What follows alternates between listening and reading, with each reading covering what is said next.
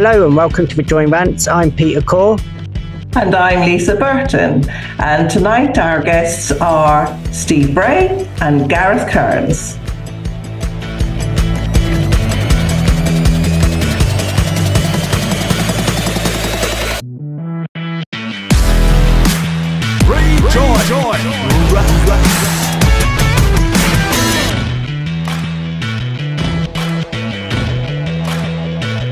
Would you guys like to introduce yourself a little bit, please? First, Gareth. Okay, I'm Gareth Kearns, and I've been helping Steve at SODEM now for a little bit over 5 years. My 5th year anniversary would have been December, just gone. And we regularly do what we do outside Parliament and occasionally other places. And but basically, I just go where he tells me. So. Great. And Steve, for anyone who may not know you, could you give yourself a tiny little introduction, please? Yeah, I'm Steve Bray and formed the group Standard Defiance European Movement, otherwise known as SODEM, back in 2017. Was protesting before that, quite a bit. But we're into our 8th year of protest. So Thank you. That's excellent. Thank you for what you do. So we were thinking we would start off by asking you guys a little bit about your backgrounds, because we see so much of you on the TV. It's always about Brexit. It's always about protesting. So we thought we'd ask you kind of your backgrounds. Were you always political? Did you come from political families and things like that? Gareth, how about yourself? Where do you come from originally? Milford Haven, Pembrokeshire, so I'm Welsh. There's a lot of and I didn't obviously voted, have a chat down the pub about politics, all that sort of thing, yes, but nothing as obvious and as committed and as this is, with the possible exception of the one time I did anything even vaguely like this beforehand was I did go on some of the protests against ID cards, where ironically I ended up shaking hands with David Davis and found him perfectly affable, and of course he ends up becoming the Brexit minister. One of those little ironies of life. But other than that, I hadn't really done anything overtly political. This got me going just because I found, just putting aside the fact of leaving the EU, which is what it's all about ultimately, but there was something about how it was being done was really setting off all my alarm bells. And I am invested in the idea that the EU's great point is, after the Second World War, Churchill, the Council of Europe, trying to bind the different countries of Europe into a sort of relationship which would make it effectively impossible to go to war with each other. You might end up arguing an awful lot, but you wouldn't go to war. And that had worked. And people don't appreciate this these days, just how extraordinary it is. It's sometimes, if you were lucky, you missed a generation where a father didn't have to go to war. But very often, there would be some expectation that someone in the family, at least, would end up going to be a soldier somewhere and fighting someone's war. And my father didn't have to. I didn't have to. And now we had this thing where people were messing about with this because they were just taking it for granted. And they were lying to bring it about. So even more than just leaving the EU, it was how they were doing it. Just set off every alarm bell, sent everything. Just, what are these people doing? And so, like everyone else, I didn't think we'd leave. Then we found we did. And it took me a while to find my way to SODEM, because originally I'm like everyone else, what do we do?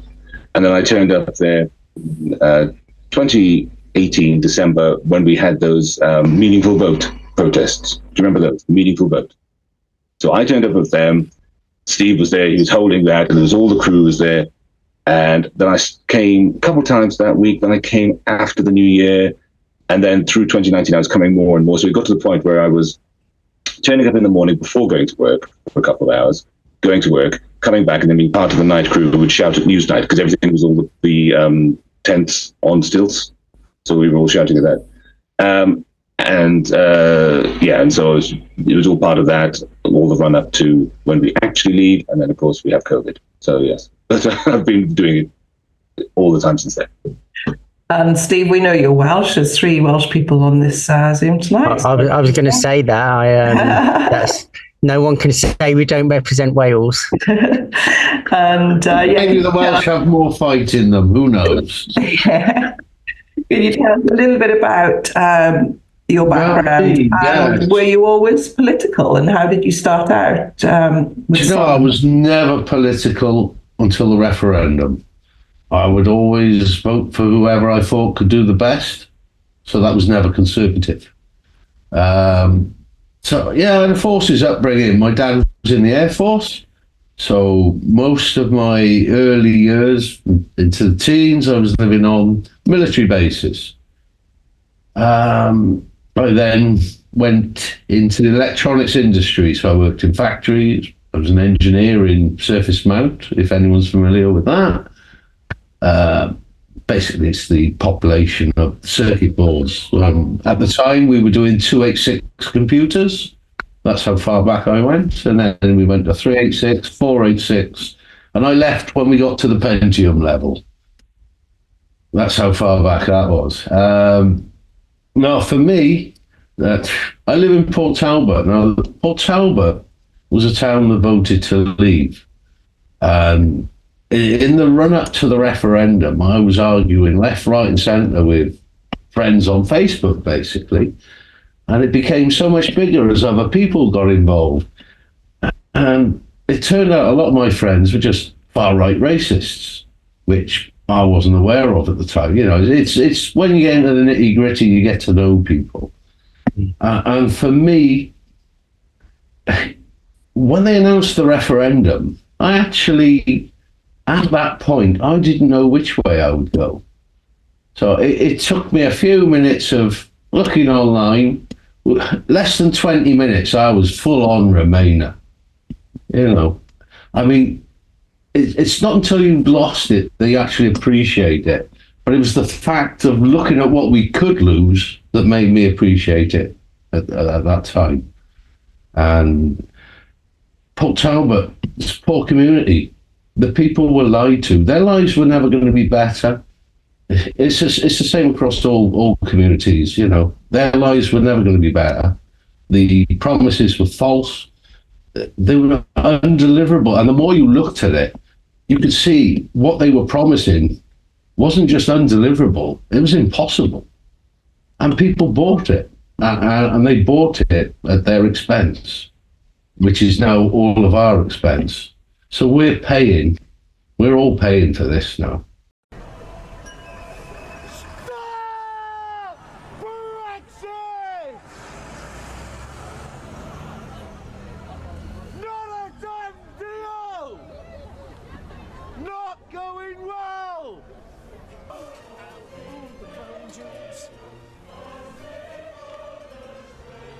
We're here every Wednesday until we rejoin. That may be years, maybe months, who knows? And that's what we fought against. I think people bought it because they were promised.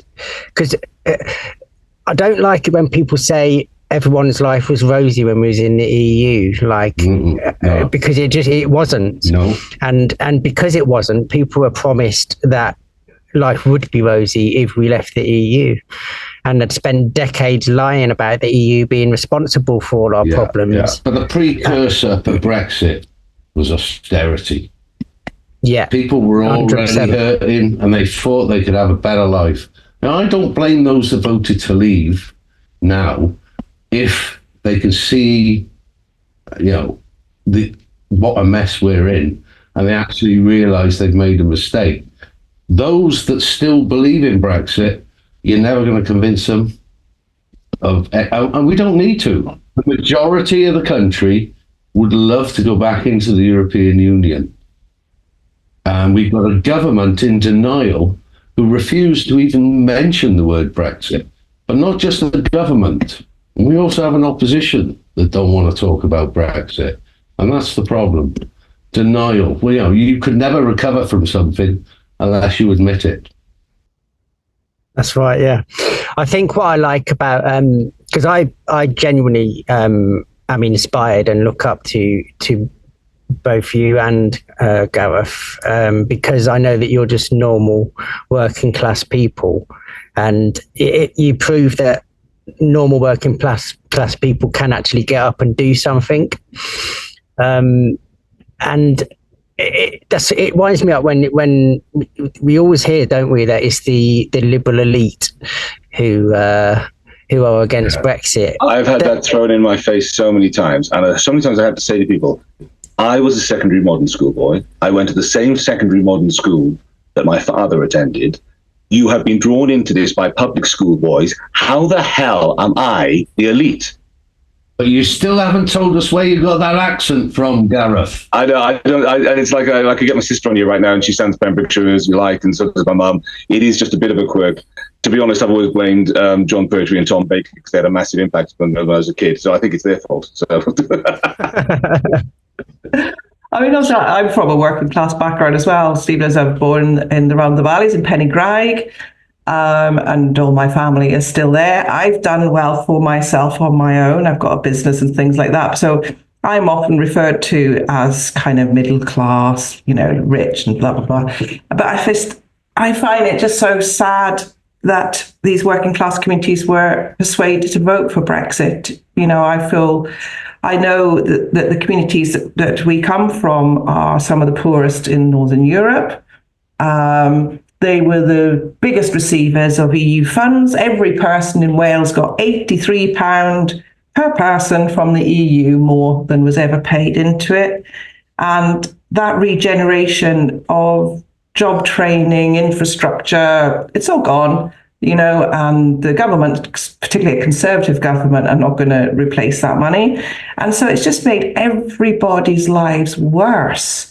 And I, for one, do not understand, because again, Rhondda, it voted to leave. I don't understand why these people are persuaded by Conservative politicians like Boris Johnson, who are the liberal elite, that the liberal elite are the problem and they're on their side. I mean, it's bonkers, right? It's absolutely bonkers. But when you play fear tactics with someone's life, when you've got very little, and you tell them that there's people going to take what they've got away from them, and they've got nothing anyway, and this fear that their lives are going to change, and there's an invasion of people and all of this. I do feel very sorry for them, but almost everyone I know who voted leave, almost, now would vote to remain. So that's a really positive thing, right? It's really positive.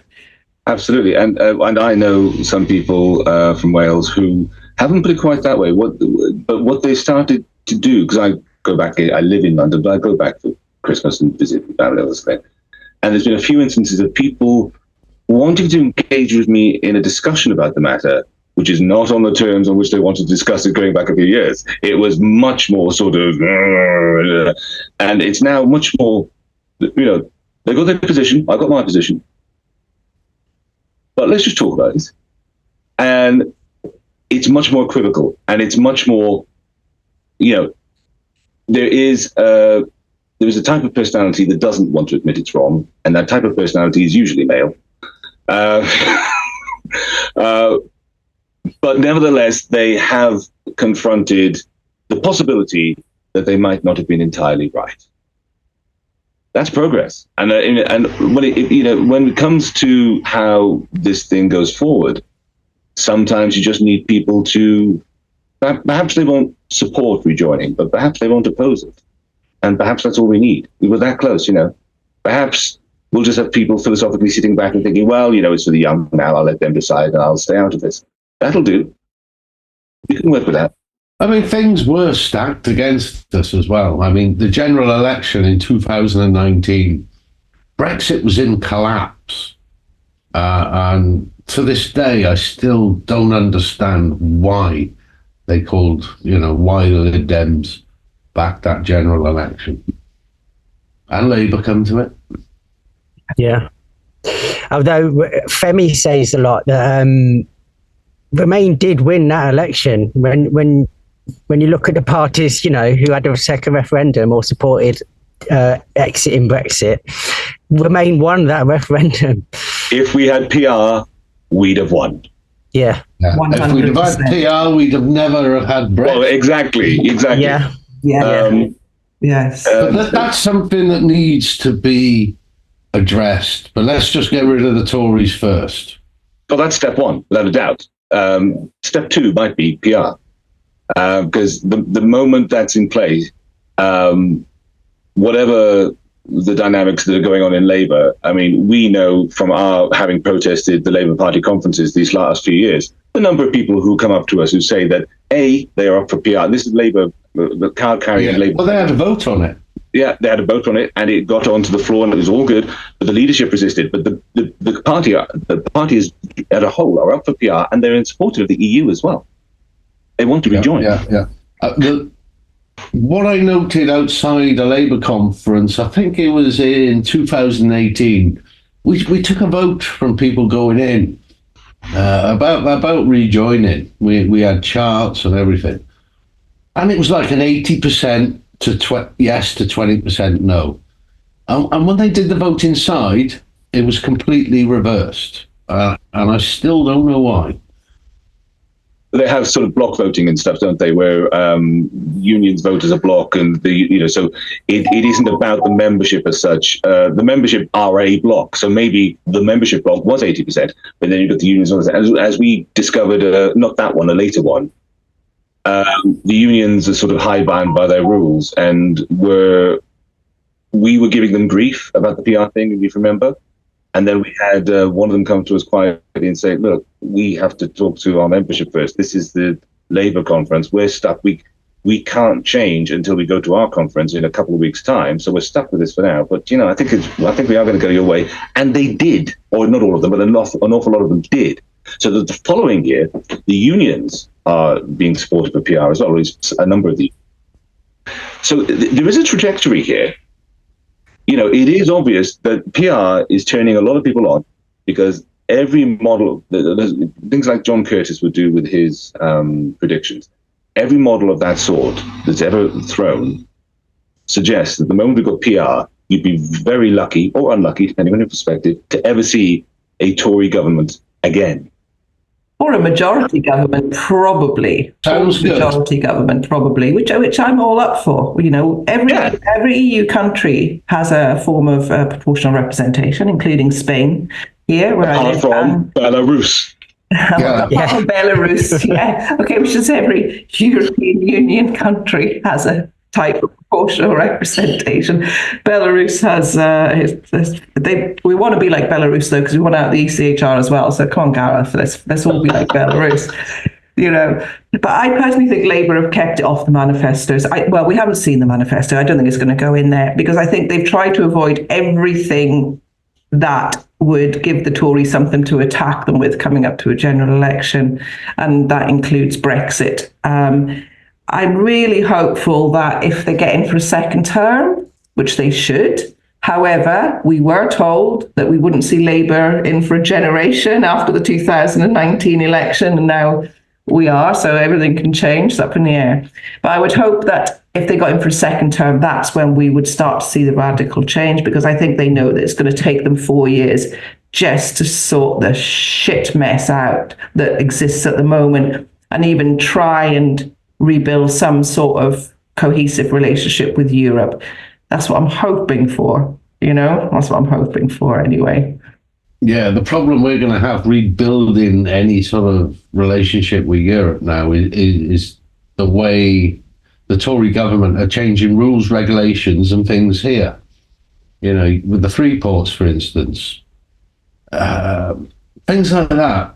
And the food imports, what we can import, and all these regulations they're changing will make it much harder for us to get any kind of deal with the European Union.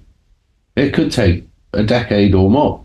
Absolutely. I mean, if Starmer goes for equivalence, that would help. We'd have to start reinstating some rules, and I think he might try that. So at least he might pull us back to a position where we do have far more in common with the rules and regulations of the EU, just to help with customs and border control.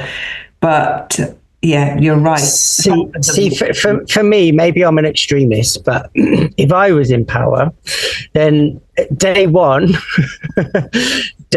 I would reverse all of that. I'd say to the free ports, you're closing down tomorrow. I'd say to Australia, the deal's off, etc., and I'd apply to just rejoin the EU the next day.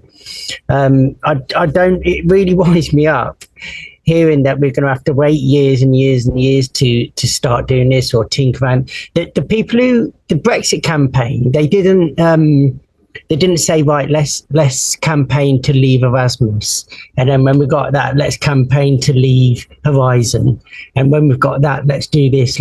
They just campaigned to leave the EU, and for me, we should just be campaigning to rejoin the EU, not piss arsing about. Well, initially they were told we're not going to be leaving the single market. Yeah, I think Farage himself said that, didn't he?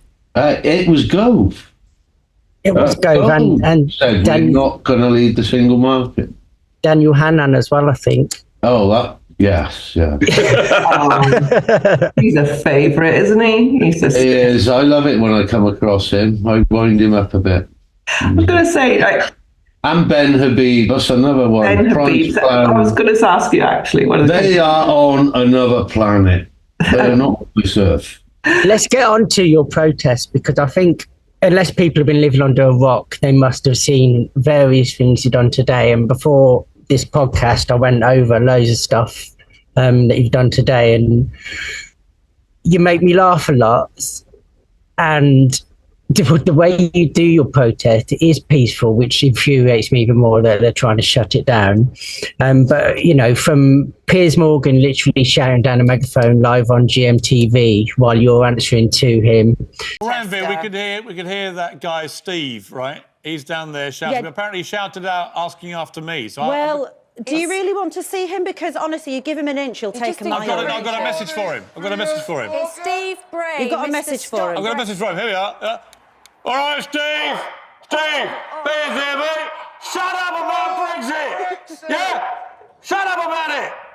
Nobody wants to hear from you. Be quiet about Brexit.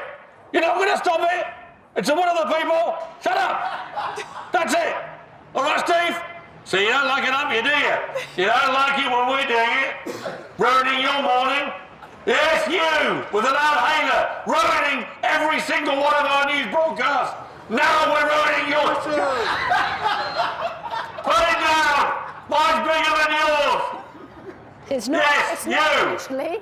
Mine is bigger than yours. His is bigger than yours, Piers. Sorry. I have a bigger megaphone than yours, Steve. Right now, you have been out megaphone. Don't you know Brexit? Oh, he's given up. Revoke Article 50! Maybe not. Shut up! Nobody wants to hear it anymore! Please, can't hear anything. Can I just say what is really weird about that is that he can't actually hear you, but the symbiosis between the two of you was perfect. He seemed to be replying to you. To James O'Brien doing a whole hour on his show reviewing you. I still haven't heard that show. I'll have to go and look for that. He's very positive about you, Steve. You should give it a listen. He's the second most famous stop Brexit man in the country. So him and me have never had any particular beef together, and I view him with warmth. But I'm never going to be on the receiving end of his tirades or on the receiving end of his antics, am I? Here's a little taste of what they sound and indeed feel like. Well, we've got a minority government, and Stop what we've Brexit. seen... It's a disaster. What we've seen... do you know, you're a disgrace. Please leave. Please leave. Let this debate take place. Let this debate take place. This is just... And this is an example of the extremism that we see from Remainers. Are you party to any information that we haven't heard so far? Not really. We had talks... Brexit!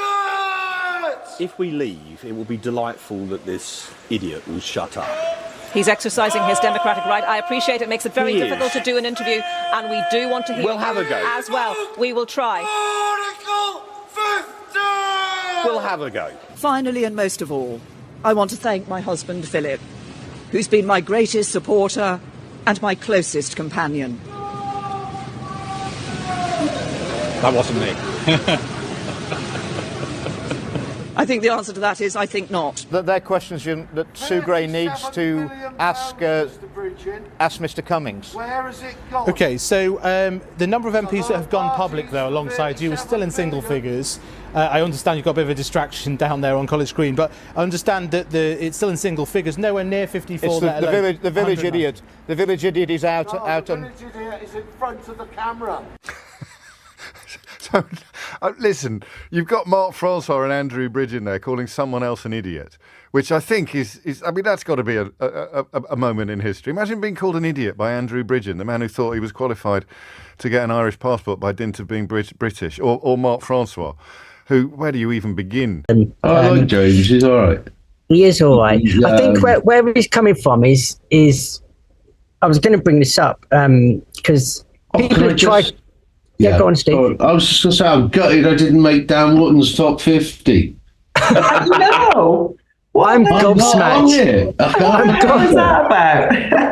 I'm gobsmacked you weren't number one, to be honest, Steve. Yeah. All the true patriots were on that list, mate. You're doing something wrong there.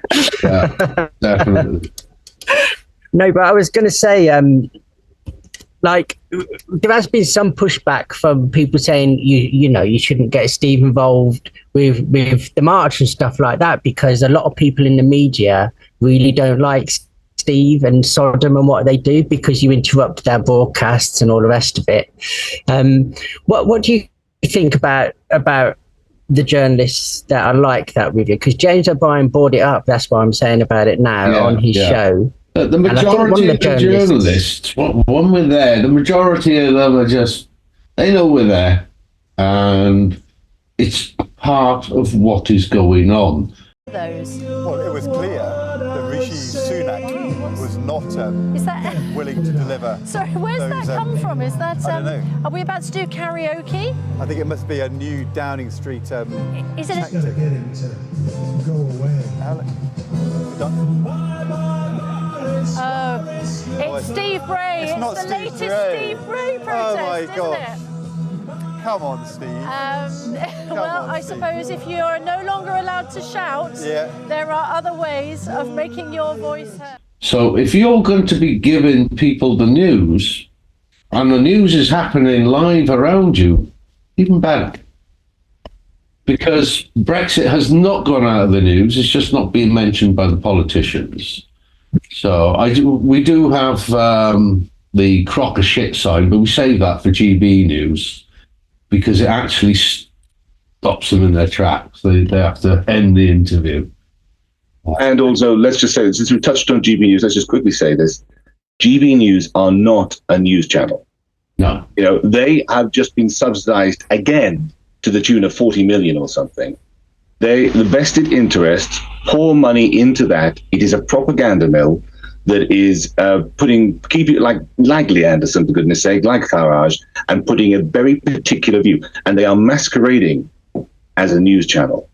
They do not deserve the respect we might afford to other news channels. We can do what we like with them. They are comic book, and they are actually dangerous and something really malign and cancerous in the heart of our body politic. Every perspective should be maintained. I'm not saying this because we don't agree with them. I'm saying this because they need a £40 million subsidy to exist. If you need a £40 million subsidy to exist, you are pushing someone's agenda. You are not part of the political discourse in a normal way. You are there to push a particular agenda. And that is very, very worrying.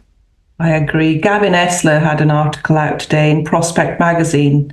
They made him watch GB News for a month and then report on it. Oh, man. Poor Gary. It's very, very good. And there's always this argument, well, they say it's not a news channel and they say it is, and that's why it's not, but it is. I've researched GB News for an article, and their Ofcom license clearly states news. I looked at it again yesterday. It was updated on the 26th, so yesterday morning, oddly, the day I looked at it, because the link I had to the old license wasn't working.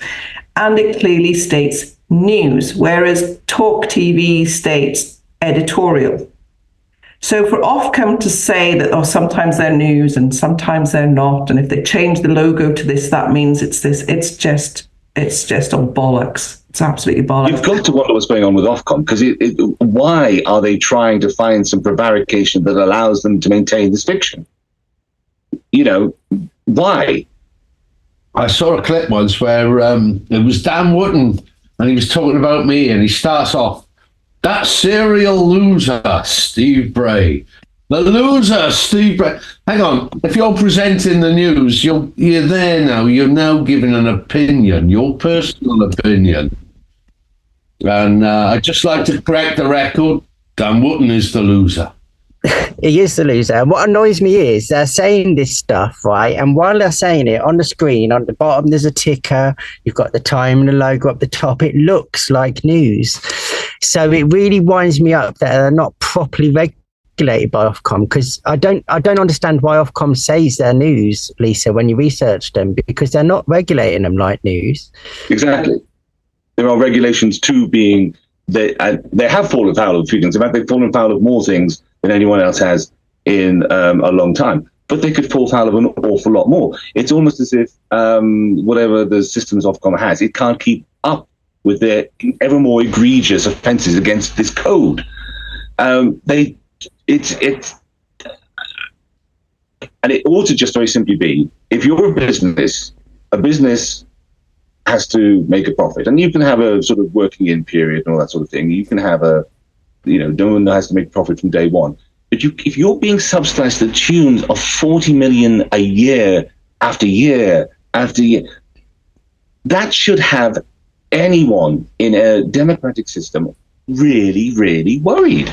There's always money for hate and division, Gareth. Always money for hate and division, even with the Tories. It's like it's these think tanks as well. It's these think tanks, and the right wing are so much better funded. Mm.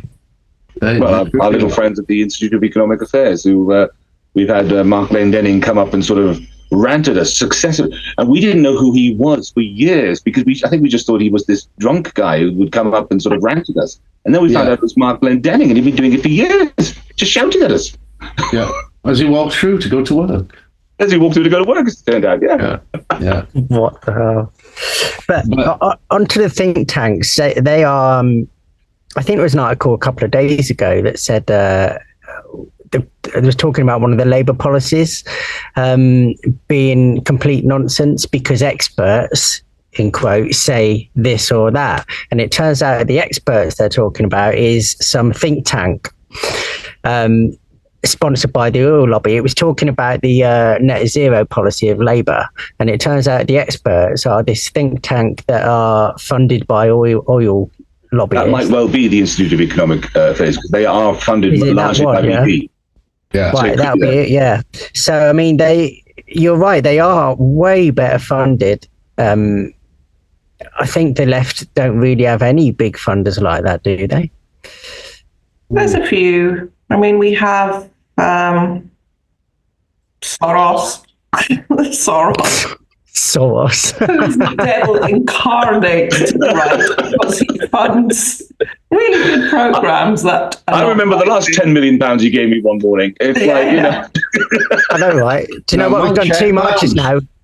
We've had 2 marches now. We've not had one bloody donation off him, the bastard. But, who has it? The guy who just gave money to Labour. Oh, gosh, I follow him on Twitter all the time, and he gave £1 million. He was part of Stop Oil. Oh, I know who you mean. You're talking about the energy guy, yeah? Yeah. Can't think of his name, but I know who you mean. Yeah. Yes. Yeah, so there are some, but they just, what it is, people with a lot of money who are greedy want to maintain the hierarchy of the current system of extreme capitalism. Really, they want. You have to look at the donations, right? Conservative, Labour, Lib Dem. Look at those who have made donations, and the size of the donations, and the ones that get the peerages. Oh yeah, we have a serious problem there.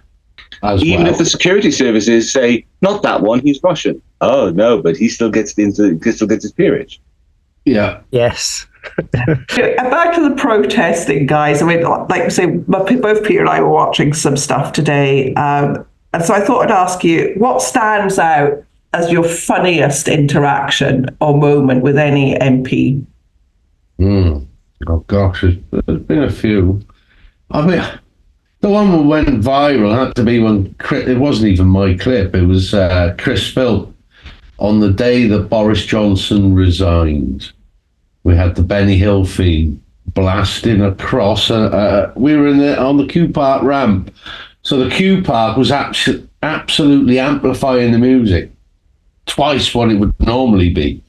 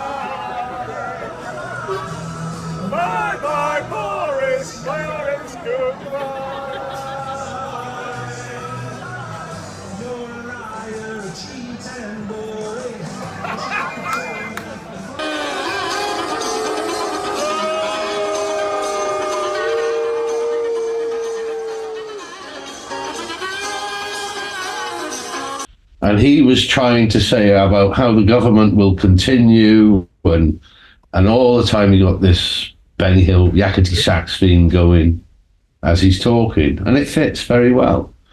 It does. And the great thing I love about that clip is because it's on a ramp, when the camera spins round to see where's all that noise coming from, all you can see is a hat and a pair of eyes. It's like, yeah, it's him. You know? The clip I watched today was, I think it was Ed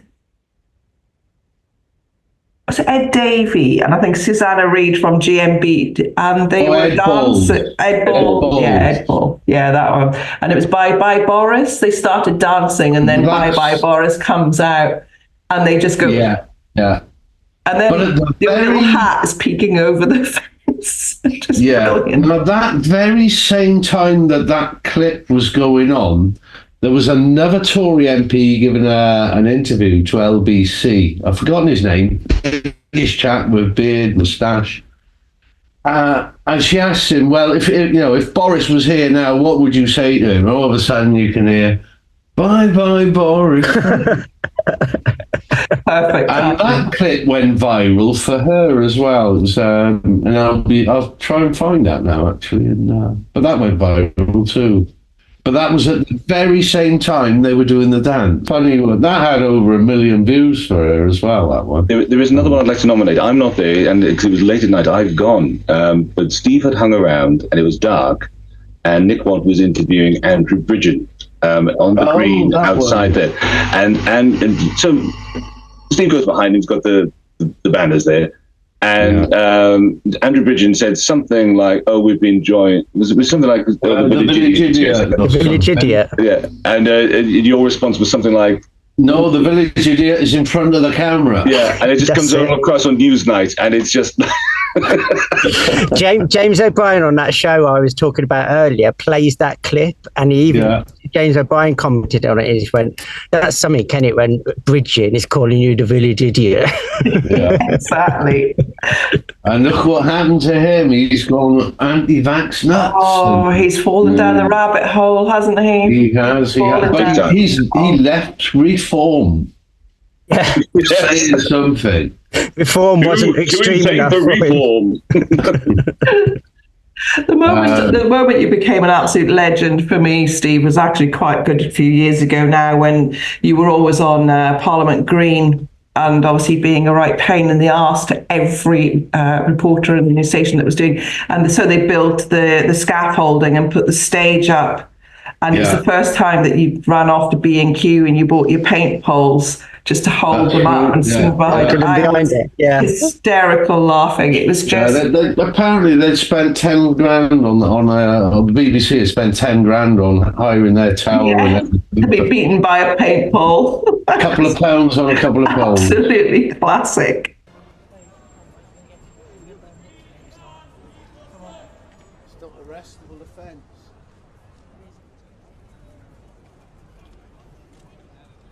The thing is, that kept escalating. So the Steve does that, and it gets up behind it. And then what they start doing is saying that you can't go on the green at all. So we ended up getting these even longer poles that would swing over the side. So we're actually off on the side of the pavement. There's this massive, great big pole with a fishing pole. And it still gets over there. Yeah, fishing pole or something. And it still gets in there behind it. It's like... Yeah. That was behind Sky as well, that one. Yeah. So that was the first time I encountered Rishi Sunak. He was on that tower, and the tower was nearest the path as you walk in up. And Rishi Sunak, I'd never seen him before. He was giving an interview, and I thought, right. I get the megaphone and I just start shouting, lies, waffle, waffle, bullshit, lies, waffle. I basically just shut the interview down. And as he walked past, he said, well, poor Steve, that wasn't really cricket, was it? So I don't play cricket, I play rugby. I'm Welsh, not a public school boy.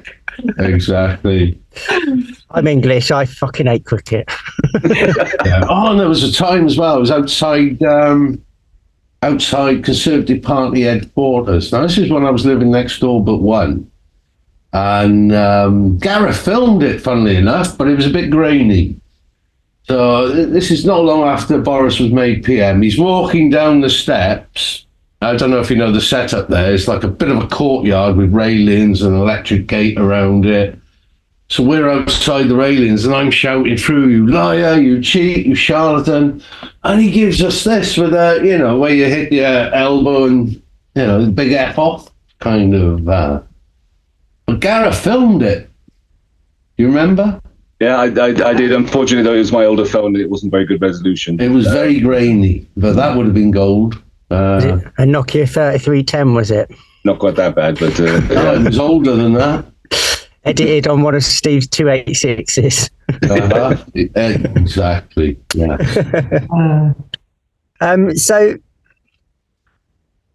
So this, was it this week, a couple of days ago, or last week, where they took away your speakers again? Yeah. That's Wednesday. What's happening with... I've just taken delivery of 2 new ones. They came yesterday. Excellent. I need to contact Charing Cross Police Station. The last time they took them, when I went back, there was various bits of damage to them, but they still worked. I managed to sort them out. But again, they only took the amps because Sunak came out the Monday before on the doorstep telling the police to do their job. So for almost 2 years, they hadn't even bothered with us. Nobody had complained. Nobody, unless they were far right and they really were against us, there were no complaints. People video, people take photographs, what have you. And it extends that message a bit further. But the police now are acting solely on what the PM said. That was why they took our amps on that Wednesday. Sunak told the police to do their job. We apparently on the Sky News at 5. Now I missed this because I'm making my way back at this point, so I haven't been able to capture it. I can't present this as evidence, but a friend of ours has sworn blind that Sam Coates on the Sky News at 5 said that when they had that 1922 committee meeting that evening, Sunak claimed credit for having us closed down that day. Now, if that is true, and as I said, I haven't been able to get hold of the clip, and if anyone out there has that clip and they could send it to me, I believe it, Gareth. But if that is true, that is getting into a territory whereby he has gone beyond his powers. The police, they have operational discretion, and they've been exercising operational discretion. It really isn't for the executive to come storming in and tell the police how to do their job. Protests have to be handled individually to a degree, depending on what the protest is, who they are, but all protests should be allowed. Now, I didn't see them confiscating any tractors, on Monday. Yeah, I mean, peaceful protest is protected under European Convention of Human Rights. something some of the Tories also talk about getting rid of. And it does say that not only does the individual have the right to protest, so do people, but it also says that the police must refrain from disrupting that right to protest if it's peaceful. I mean, there are obviously reasons where they can ban a protest for health reasons, like they did in COVID, fear of something, whatever. So this is, so it is worrying. You weren't doing anything wrong. You're in the middle of a main road. And like I say, for 2 years you've been doing it without any interruption. So yeah, it's a little bit worrying that why one day. Did the police give you a reason that day? What was their reason they gave you? I think they quoted a section 11, which is, they always show me this map showing you what the prohibited area to use amplifiers is. But this map is changed to suit them. So basically the island was never on the map, which is why I set up there originally. All of a sudden, the island is on the map. Oh, it is now? Officially? Do we know? Well, it's on the map that they're presenting to us. It's on the map they're presenting, but I don't think it's on the official map. And I know from doing the marches that certain parts of the land are owned by the GLA and certain parts are owned by Westminster Council. Do the police govern all of it the same to you? There are different rules for the Westminster estate, but we're not on the Westminster estate. No. So Parliament Square, for instance, is the Westminster estate. It's tied in with the Westminster Palace. Oh, Parliament Square is English heritage or something, isn't it? Like Trafalgar Square is English heritage. It is, but just the grass area is. So the grass, when I'm putting into area, here's the quirk. The grass area is Parliament Estate. So that comes under, like the Yeoman of the Guard and Black Rod. Yeah. So one down there, Black Rod comes out. I'm on the green. It's been fenced off. I think you was there as well, Gareth. I'm not sure if you were there that time. But long story short, they said, right, you've got to get off the green now. And they stood there and watched me walk. I walked towards the Jewel Tower, but instead of going right or going straight on, I go left. And I jump over the gate of the Jewel Tower and into a little dugout at the back of the green. And they can't do a thing because that is Parks land or something, Crown Parks, which is nothing to do. So that I'm trapped on this island now, and they can't get me off. And all the news teams are there, and I'm right next to GB News, funnily enough, and I'm making so much noise, it's unbelievable, and they can't do a thing about it. Excellent. So what's deemed? So, I mean, the right to protest is in public spaces. So they're not deemed as public spaces, Westminster, if it comes into the Westminster? There should be, there is something in common law which allows protest there. But I think it's more in reference to Parliament Square.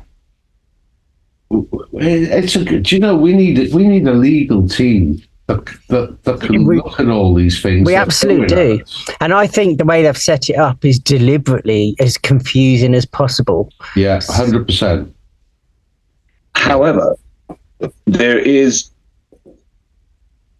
people forget the nature of our, I've had an argument with a policeman. It's disgusting that the policeman could go through Hendon College and all of that and come out of saying this. But he maintained we don't have a constitution. Now, the thing is, you have to have a constitution of some sort, or you don't have a country. You have to have an organization principle.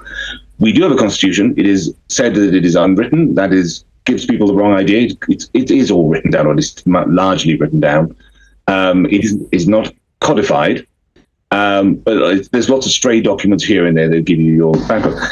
Now, I'm very confident that it can be proven to be unconstitutional what just happened with our AMPs, as it could have been 2 years ago. Because I believe the reason they did it once 2 years ago, and then they have done it since, but it's like the reason it happens so very rarely is because if it went to court, the laws that they are invoking to do this a judge would just go in there and go, nah. And it would then be proven, absolutely, finally, unequivocally proven that we have the right to do it, and not only do we do it, everyone else does as well. And because that is the position in law. Now, I say this, I'm not a lawyer, but I did study law, and I dropped out, but not before I'd done my constitutional section. I did my constitutional bit, which is why I come down to this. They do not want this to be tried. When they brought in the law that was sometimes being regarded as the law against Steve Bray, because it seems to be almost describing it there, they tried that once, got our speakers, and we got over and closed it down. The next day we're there doing it again. They didn't force the issue in the same way again, because it will be proven to be unconstitutional. This executive, from the prorogation, for instance, keeps treating our constitution as something it can just treat with contempt, because it being uncodified, if you're in America, their constitution, if certain things are done, you can just go, well, that goes against amendment number 1, or that goes against this, or and then the police have to stop.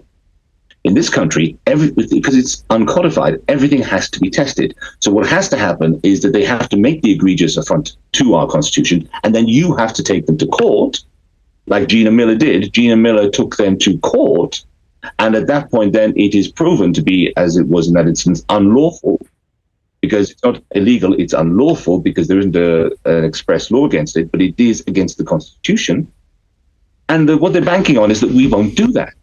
And it would be difficult for us to do that. But the thing is, we or someone else could do that, and they would be ruined. It needs testing. It does need testing. I mean, have you ever been close to being arrested? Either of you? Oh, I think I've come close a couple of times. Yeah. You know, but a few times I think they've deliberately held back because of the stink it could create. Yeah. Yeah. Yeah. You know, I've actually put my arms out and said, right, just slap the cuffs on, take me away. And they just back off. You know, anyone else, they would have just slapped the cuffs on and taken them. That's You're really right. And yeah, there really would be a stink if it happens. There'll be so many people out there that will, like I remember when they took the speakers away from you, you had all people across, even had Tory MPs saying it wasn't right. Well, when we went to Boris Johnson's wedding, there was just myself and Sylvia. They arrested Sylvia because they knew that would shut the whole thing down. So I had to carry on alone. So there was no one to really document anything, because Sylvia does a lot of the filming and the photographs. So they basically shut it down by arresting Sylvia and not me. It's really worrying, really, that they're doing stuff like that, especially as you said not long ago, if they're doing it basically on order of Rishi Sunak, as opposed to just doing it as the police following the law. So how do you think in the future it will go? So you got the speakers back last time eventually. Do you think you're going to get them back this time? And the new ones you've got today, do you think they'll be taken from you, or? Well, I'm going to try not to lose the new ones. I'm going to take some really crappy knackered ones with me next time, which are on their last legs, and we'll see how it goes with those. If they take them, I've still got the 2 new ones to fall back on. I'll tell you an alternative. Is get a car with a really loud sound system and just drive round and round and round Parliament Square. Well, I could do that. Can they stop you doing that? Oh, well, it could come into some kind of traffic contravention then. I have no idea. I imagine there must be something against that, though, because we haven't seen people do that, but we have seen people with those illuminated billboards going round and round all the time. Of course, they don't make it count, but they do that all the time. There's always some sort of message going around there. I don't see how they could stop that. As long as you're following the flow of the traffic, stopping at traffic lights, not holding any traffic up, I can't see how they could stop you doing that, to be honest. How about if I'll get fired for it, but I'll fill the trailer of my lorry up with speakers and I'll just drive that round and round Parliament Square with you 2 on the trailer. Point. That's a very good point. We could do that. I think so. It's surprisingly cheap to hire a lorry, and I'm a driver, so if you want a driver to drive it round, I'm there for you. Well, I got class 2, but I haven't renewed anything since I hit 50, so it's probably... You'll need to do your CCP, Steve, and then you'll be that? all right. CCP medical? No, you have to do 40 hours worth of training every 5 years as a HGV driver now. Okay. It's a bloody EU law, that is. What do you guys think is the most worrying aspects of the changes in the laws to protest? I mean, I know that one of the major ones was the statutory offence for intentionally or recklessly causing public nuisance, which was common law, has now been upgraded and get you 10 years in prison. So I know that's one of them. What are the other things that really you think are, apart from trying to that hasn't yet been tested in court, has it? No, it hasn't been tested in court. Because that will fail constitutionally. The point is, we have a government that have created the situation where people want to protest because they're not happy. And those people are not happy. The government wants to stop them protest. It's the government that made them unhappy. So it's a bit of authoritarian. It's a bit of a dictatorship. Very. If they really want to stop protest, stop doing shit that makes us want to protest. In a nutshell, yeah. So we've got Mr. UKIP umbrella follow us down. You do know there are no UKIP MPs, don't you? I know, I do know that. I'm fully aware. Do you know how many people? Do you know how many people? No, nobody won. We all lost. Every one of us lost. We all lost. Which EU law has impacted your life so badly you have to leave? Well, do you know what? I don't like living in a country where we've got 23,000 jihadists in this country.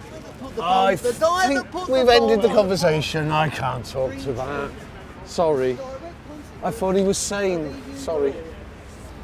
Before we kind of start to roll up, are you going to the party conferences this year? Do you know, I've looked online and I haven't seen anything booked. I've been looking too, Stephen. Oddly, I'm not seeing anything either. If they haven't booked, it means they're not happening, which tells me it's going to be like second, third week of October, general election, September when they come. And the other thing that's not showing is the summer recess, the date they come back. It's not there, unless I've missed it. So there are dates missing. There is nothing booked for the conferences, because normally I could look online now and think, right, need to be in Manchester for a week there or Liverpool for a week there. There's nothing. So you're right. There is nothing. I've been looking as well, because obviously we put in for permission 6 months before the London protest, which will be next month. You asked for permission to protest? I know, it's a novelty, that is, isn't it, Steve? Do you know, I've never asked once, not once. Anyway. You know, the only reason I have to is because we've got that big fucking stage there, and it's a march too. Yeah. Plus, I don't want them to be able to shut us down. I don't want to spend like 18 grand on a stage for them to say, right, fuck it off. So have you guys got anything coming up next? And secondly, how long are you going to keep going for? Well, we're back after Easter now. We're off for a bit. We're back. I think it's the 17th, isn't it? Parliament are back on the 15th, so I might the Wednesday, have those around that day. But SODEM, we're back on the 17th, which is the Wednesday, the first PMQs after the Easter recess. Excellent. And I will have 2 amplifiers with me, and some chains and some padlocks. Not for us, but to chain and padlock the amps to the railings. Good for you. Good for Amazing. you. Look forward to it. And guys, thank you so much for everything that you do. Please keep up the great work. I hope next time I'm in London, I'll be popping by to say hello again. It was good fun to hang out with you on the 31st there on the Brexit anniversary. And yeah, keep up the great work. And thank you for everything you do. Thank you. Absolutely. Don't ever stop. You're very inspiring, no matter what some people say about you. And you guys, we all chip away at that block. There's lots of prongs going on here, and they're all working towards one end, and we are slowly being successful. We are. Thank you, guys. Take care.